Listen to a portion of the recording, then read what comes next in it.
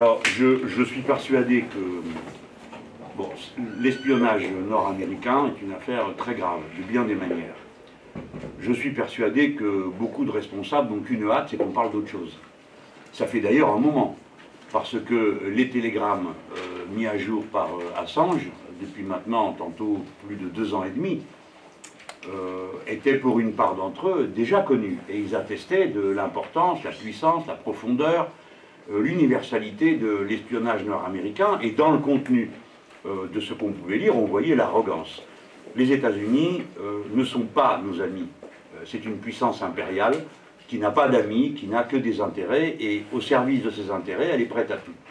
Le premier signal que nous donne cette situation, c'est une certaine forme de déchéance de la démocratie nord-américaine, qui est aujourd'hui travaillée par les agences de sécurité, qui se livrent entre elles à des batailles, à des surenchères, qui ensuite entraînent les États-Unis eux-mêmes. Je ne suis pas certain que tout cet espionnage ait été réellement décidé au niveau politique. Ce serait d'ailleurs moins grave que ça n'est tel que ça se présente. Les agences de sécurité, leurs provocations qui leur permettent de justifier leur existence, jouent aux États-Unis un rôle qu'on ne connaît dans aucune autre démocratie. Ça, c'est la première leçon que je tire sur l'état des États-Unis. La suivante, c'est évidemment que c'est une agression contre notre souveraineté, celle de la France, et notre indépendance. Cela nécessite donc une réplique. J'adjure qu'on comprenne que si l'on laisse faire, la fois d'après, ça continuera et ça ira plus loin. Je rappelle au président Hollande que s'il s'en était tenu lorsqu'on a appris pour la première fois que les institutions européennes étaient espionnées, et nos ambassades, aussi bien sur le territoire européen qu'aux Amériques. S'il avait tenu la position qu'à l'époque il prétendait tenir, à savoir exiger comme punition le report de l'ouverture des négociations sur le grand marché transatlantique, peut-être que les États-Unis d'Amérique auraient commencé à réfléchir à ce qu'ils font. Mais comme sous la pression du gouvernement allemand, il ne s'est absolument rien passé, qu'aucune discussion n'a été reportée, eh bien on peut dire que, comme l'a dit avec toute la délicatesse des Yankees de Madame la secrétaire d'État des États-Unis, fuck Europe. Hein.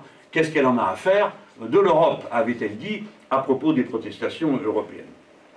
Donc il faut une attitude de fermeté. Et évidemment, la fermeté, ça consiste à frapper à l'endroit où on doit frapper. C'est une agression que d'espionner notre pays.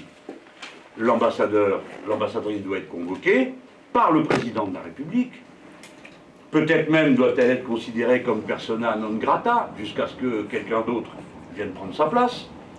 Ensuite, nous devons naturellement suspendre les négociations sur le grand marché transatlantique. Ce sont deux des premières mesures qui me semblent être conformes à la protection de notre souveraineté et la mise en garde que nous devons adresser. Mais ce n'est pas tout. Je crois qu'un certain nombre de personnes dans ce pays ont une responsabilité personnelle face aux États-Unis d'Amérique.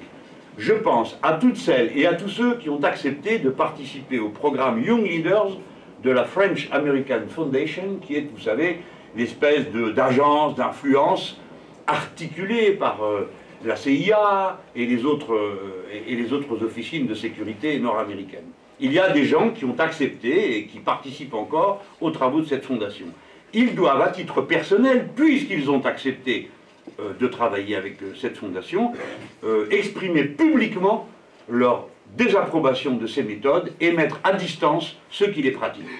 Naturellement, François Hollande, ça va de soi, qui a été Young Leaders en 1996, mais aussi M. Emmanuel Macron, Mme Marisol Touraine, Mme Najat Vallaud-Belkacem, M.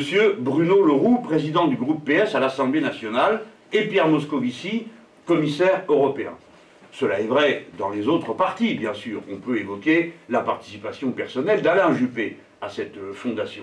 Mais je m'intéresse à ceux qui exercent le pouvoir aujourd'hui, et s'ils venaient à manquer à la clarté, pourraient donner l'impression qu'après tout, ils sont prêts, du fait de leurs vieilles amitiés, leurs vieux liens, à tout pardonner. Je conclus en vous disant ceci. Comme je l'ai écrit à de nombreuses reprises, le pro-américanisme primaire ne mène nulle part. Les États-Unis d'Amérique n'ont pas des valeurs communes avec nous, comme on ne cesse de le répéter. Je voudrais rappeler qu'outre leurs innombrables participations à toutes sortes de coups d'État dans les Amériques, leur implication dans la plupart des conflits guerriers du monde, ils ont à de nombreuses reprises signifié de la manière la plus claire qui soit la distance qu'ils ont avec les principes que nous défendons. Je rappelle que les États-Unis d'Amérique pratiquent la peine de mort, qu'ils organisent des prisons secrètes de la CIA qui pratiquent les enlèvements et la torture, avec des prisons en Afghanistan, en Irak, en Thaïlande, et qu'il y en a eu, et peut-être y en a-t-il encore, en Pologne et en Roumanie.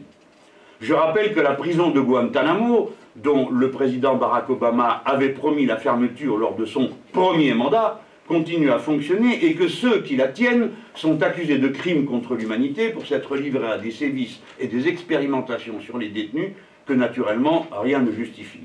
Que les États-Unis d'Amérique sont un pays qui ont le record mondial de personnes en prison, puisque c'est un taux qui est supérieur à celui de la Chine, pour ne prendre qu'un exemple. Il y a 2,3 millions de prisonniers, c'est-à-dire 1% de la population adulte, c'est 8 fois le taux français, 6 fois le taux chinois, et l'apparence et la couleur des détenus signifient la discrimination ethnique qui est à l'œuvre dans cet emprisonnement.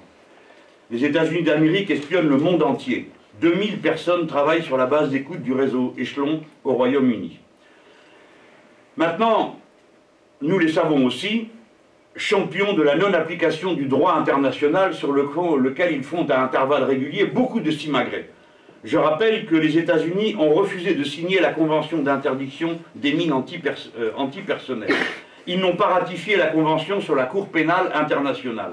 Ils n'ont pas ratifié la Convention internationale sur les droits de l'enfant. Ils n'ont pas ratifié la Convention internationale pour les droits des handicapés. Ils n'ont pas ratifié la Convention de l'ONU sur la biodiversité. Ils n'ont pas ratifié le protocole de Kyoto de lutte contre l'effet de serre.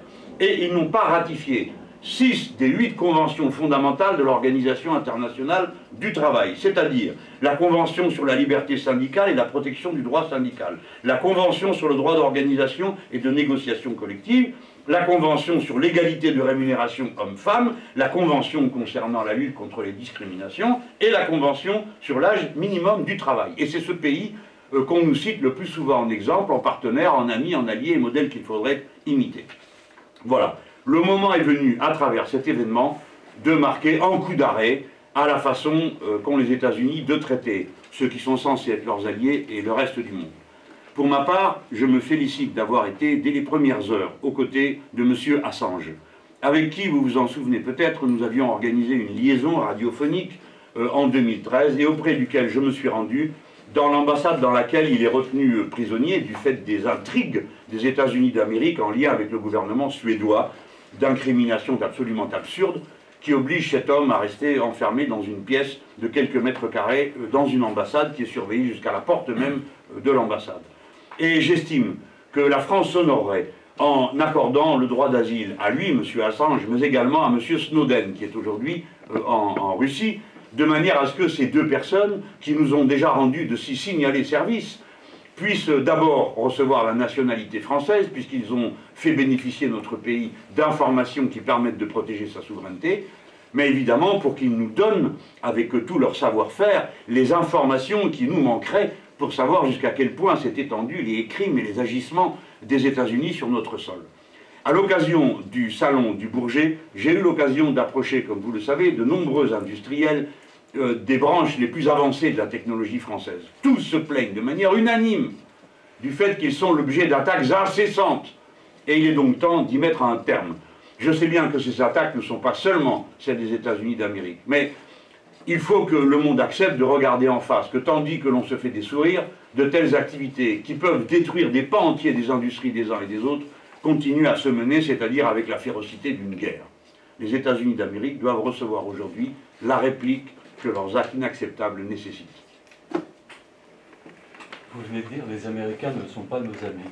Est-ce que c'est une déception pour vous de l'administration américaine, car vous évoquiez que le président Obama, à son arrivée, était un espoir par rapport à l'attitude de l'administration sous George Bush? Alors, je ne peux pas parler de déception. Je pense qu'au-delà des gouvernements qui se succèdent aux États-Unis, il y a une politique constante de ce pays. Il y en a d'ailleurs aussi une pour notre propre pays. Donc je ne suis pas vraiment surpris du fait que le comportement impérial se prolonge d'un gouvernement à l'autre. Ce qui est une déception, c'est que Barack Obama, que l'on sentait porteur de toutes sortes d'aspirations à un autre ordre du monde, se soit incliné pour des raisons dont j'ignore la cause réelle, si facilement devant une chose aussi monstrueuse que le maintien de l'activité de la prison de Guantanamo, ou des faits d'espionnage qui sont maintenant bien connus, puisque leurs révélations se succèdent. Je rappelle qu'il y a à peine quelques mois, je ne sais plus tellement les choses vont vite, on a découvert que les services allemands collaboraient directement avec les États-Unis d'Amérique pour espionner les autres pays européens. Bon, on voit que le comportement des États-Unis, permis, autorisé par M. Obama, provoque une sorte de contamination qui crée du désordre et des oppositions partout dans le monde. Voilà. Maintenant, M. Obama n'a pas l'air très disposé d'assumer les conséquences de ses actes, car le communiqué que l'on a lu des États-Unis est tout à fait emberlificoté, on ne comprend rien. Ils disent que nous n'avons pas été la cible, enfin tout de même, en plus ils injurient notre intelligence, nous sommes parfaitement capables de comprendre que 3 de nos présidents ont été espionnés. On se demande bien pourquoi. Bon, on le comprend en lisant quels étaient les sujets d'espionnage, mais ça n'a rien à voir avec la protection contre le terrorisme, vous l'avez vu. C'était des discussions entre Européens qu'ils espionnaient. Ils espionnaient les mesures que les Français comptaient prendre pour faire face à l'abominable crime des subprimes, dont ils sont les uniques responsables. Bien. Donc on voit que c'est une attitude vraiment hostile et impériale, qui considère que tout ça, ce sont des vassaux dont on doit contrôler les agissements. Voilà. Je me permets de vous dire que si vous ne comprenez pas, les uns et les autres, dirais-je, aux responsables gouvernementaux, si vous ne comprenez pas que ce n'est pas anecdotique, vous ne pouvez rien comprendre aux mécanismes d'escalade guerrière que l'on observe dans un certain nombre de régions du monde. Si vous n'avez pas été guéri une fois pour toutes par les mensonges de l'administration américaine à propos de l'Irak dans le passé et des soi-disant armes de destruction massive, eh bien, comme vous n'avez rien fait, ils se sont sentis autorisés de dépasser toutes les bornes de la décence et de la distance qu'ils devraient mettre lorsqu'il s'agit d'espionner leurs voisins. Céder aux États-Unis d'Amérique, c'est les encourager. Ils ne comprennent que la force, et c'est donc la force de notre indignation qui doit leur être opposée. L'ambassadeur doit être personne non grata, les Assange et Snowden doivent recevoir la nationalité française et être accueillis en asile en France, et ainsi de suite. Les négociations du grand marché transatlantique doivent être interrompues. Il faut des actes forts contre des mesures de violence aussi avérées que celles dont nous avons été affligés par cet espionnage. Inacceptable, c'est pas le mot approprié pour vous, le communiqué de l'Élysée? Pardon? Inacceptable, le communiqué de l'Élysée sur cette situation, ça vous semble pour vous acceptable? Ce sont les actes qui comptent, pas les mots. Oui. Cette affaire, vous faites le contester, même si c'est pas lié directement, encore plus, le projet de loi sur le renseignement fait voter aujourd'hui à l'Assemblée. Moi, je note l'ironie des situations. C'est que tandis qu'aux États-Unis, on revient sur l'ambiance qui était celle du Patriot Act, en France, avec un temps de retard, mais croyant être les bons élèves, notamment des États-Unis d'Amérique, on fait le contraire. Peut-être que ceux qui vont voter vont s'apercevoir qu'ils sont en train de voter une bêtise qui ne peut conduire qu'à des surenchères, car on n'en finit jamais d'espionner. On espionne, puis on espionne les espions, puis on espionne les espions qui espionnent. On n'en finit plus de tout vouloir contrôler. C'est une vision paranoïaque du monde, qui en plus est stupide, car la plupart des informations qui sont détectées de cette manière deviennent indétectables du fait du flot de ce qui est recueilli, et surtout, ils n'apprennent pas grand-chose, comme ça, déjà. Vous craignez des dérives de ce type avec la loi? Je ne crains pas une dérive, j'en suis certain. Je suis certain que la loi sur le renseignement conduira inévitablement, implacablement, à des dérives dont nous avons eu déjà un avant-goût en regardant ce qui s'est passé aux États-Unis d'Amérique. C'est certain. Et en particulier pour tout ce qui concerne la liberté de l'information, c'est une loi extrêmement dangereuse, nous le savons tous. Même si nous sommes mécontents de la manière avec laquelle l'information est rendue, il est certain qu'à partir du moment où chaque personne qui fait ce métier se sentira surveillée et espionnée, eh bien, une distance se créera entre elle et tous ceux qui éventuellement auraient quelque chose à leur dire.